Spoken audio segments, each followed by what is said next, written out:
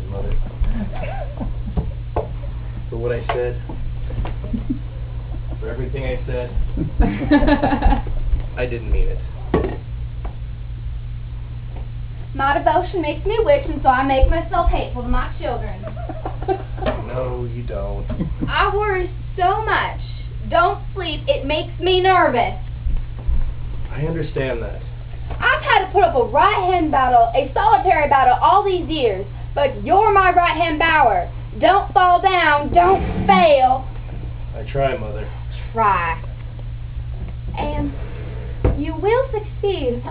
You're just full of natural endowments, both my children. They're such unusual children. Don't you think I know that? I'm so happy and proud. I feel I've so much to be thankful for, but promise me one thing, son. What, Mother? Promise, son, that you'll never be a drunkard. I will never be a drunkard, Mother. That's what's frightened me so, that you'd be drinking. Eat a bowl of farina. No, thank you. Just coffee. Shredded wheat biscuit? No, just coffee, Mother. You can't put in a day's work on an empty stomach. You've got 10 minutes. Don't go. Drinking 2 hot liquids makes cancer of the stomach. Put cream in. No, thank you. To cool it. No, thank you. I just want it black. I know, but it's not good for you. We have to do all that we can to build ourselves up. And in these trying times we live in, all that we have to cling to is each other. That's why it's so important to you, Tom. Tom, I sent out your sister so I could discuss something with you. If you hadn't spoken, I would have spoken to you. What is it, Mother, that you want to discuss? Laura? Oh, Laura. You know how Laura is. So quiet, but still water runs deep. She notices things, and I think she broods about them. The other day, I came home, and she was crying. What about? You. Me? She has this idea that you're not happy here. What gave her that idea? What gives her any idea? However, you do act strangely. I'm not criticizing. Understand that.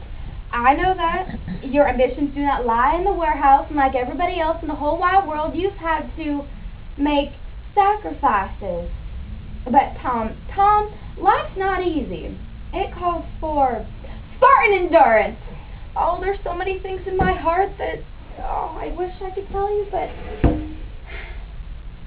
I never told you this, but I loved your father.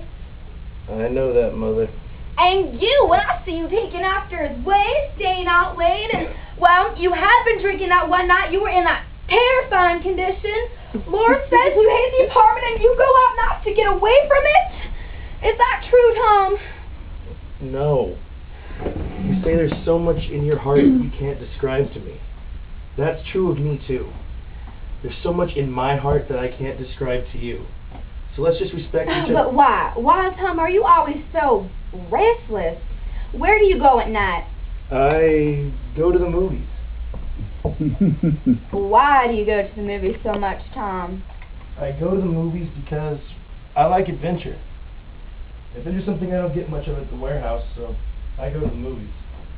But, Tom, you go to the movies entirely too much. I like a lot of adventure. Most young men find adventure in their careers. And most young men aren't employed in the warehouse. The world is full of young men employed in warehouses and offices and factories. Do all of them find adventure in their careers? They do or they don't without it. Not everybody has a craze for adventure. Man is by instinct a lover, a hunter, a fighter. And none of those instincts get much play at the warehouse. Man is by instinct? Don't you quote instinct to me. Instinct is something that people have got to get away from. It belongs to animals, and Christian adults don't want it. What do Christian adults want then, Mother? Superior things. Things of the mind and of the spirit. Only animals have to satisfy instincts, and surely your aims are higher than theirs, than monkeys and pigs. I reckon they're not. You're joking. However, that isn't what I wanted to discuss. I haven't got time Sit down. You want me to put you in red at the warehouse, Mother? You have 5 minutes. I want to talk about Laura. All right. What about Laura? We have to be making some plans and provisions for her. She's older than you, 2 years, and nothing has happened. She just drifts along and does nothing. And it frightens me terribly how she just drifts along. I guess she's the type people call homegirls. There's no such type. And if there is, it's a pity. That is, unless the home is hers, with a husband. What do you mean? I could see the handwriting on the wall as plain as I see the nose in front of my face. More and more, you remind me of your father. He was out all hours of the night without explanation, and then up and left. Goodbye, and me with back to hold. I saw that letter you got for the Merchant Marine. I know what you're dreaming of. I'm not standing here blindfolded. Very well then do it. But not until there's somebody to take your place. What? What I mean is, as soon as Laura has a husband, a home of her own, independent, why, you'll be free to go wherever you please, on land, on sea, whichever way the wind blows you. But until that time, you've got to look out for your sister. I don't say me because I'm old and don't matter. I say your sister because she's young and dependent. I put her in business college, a dismal failure, frightened her so it made her sick at the stomach.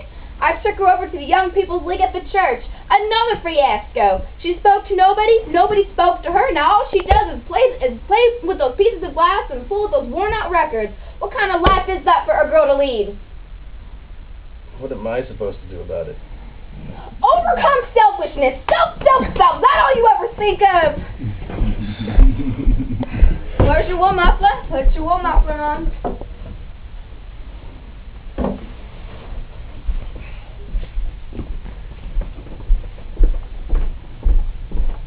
Tom? I haven't said what I had in mind to ask you. I'm too late. Down at the warehouse, aren't there some nice young men? No. Well, there must be some. Mother. Find out one that's clean living, doesn't drink, and ask him out for sister. What? For sister to meet to get acquainted? Oh my gosh. Will you? Will you, dear? Yes.